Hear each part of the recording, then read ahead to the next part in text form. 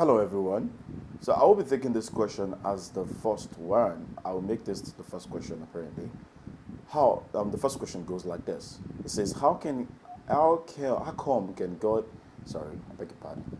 How come Satan can also give most things that God can also give?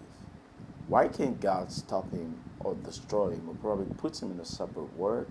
Why allow him come stay here with us or come live here with us? Very good question. And I trust God's Spirit to give you clarity on this. Now, why can't God? How come Satan can actually do the things that God can actually do? The point is, at the beginning of time, when God was, betting creation, when He said, "Let us create man in my own image and likeness." Do you know something? That Satan was once God's angel. He was right there. So Satan literally knew everything there was about God, but there was something he didn't know about God, because God had hidden something from all of his angels at a point in time. And what is that? It's the secret of Jesus Christ. God's angels, they knew everything there was about God, but they didn't know that Jesus Christ was a hidden secret that God had kept from them. Satan saw when God was making creation, the powers, how he was making things come into being. This can not just happen. It happened because there was something backing that up. And they saw all of those things.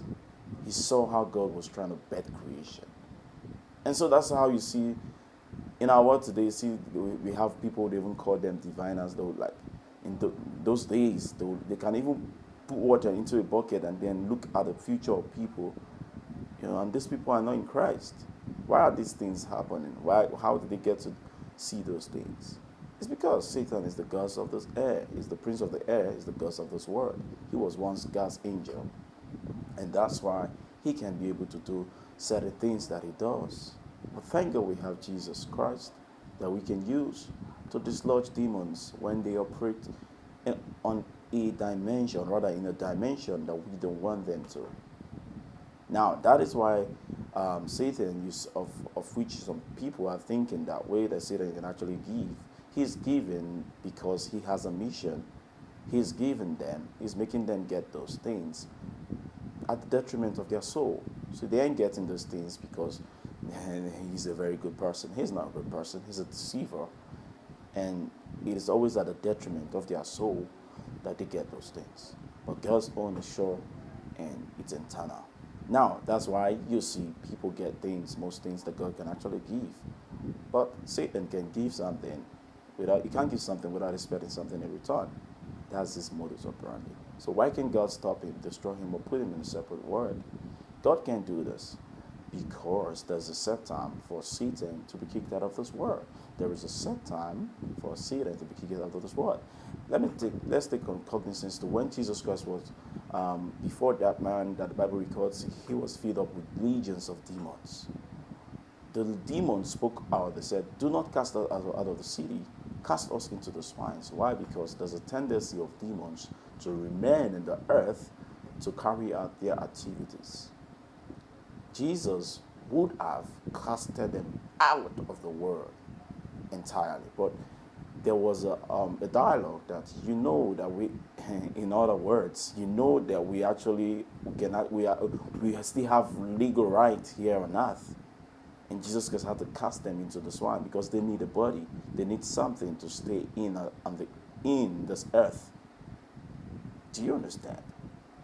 And then what Jesus Christ did was to cast them into the swines because there's an appropriate time for them.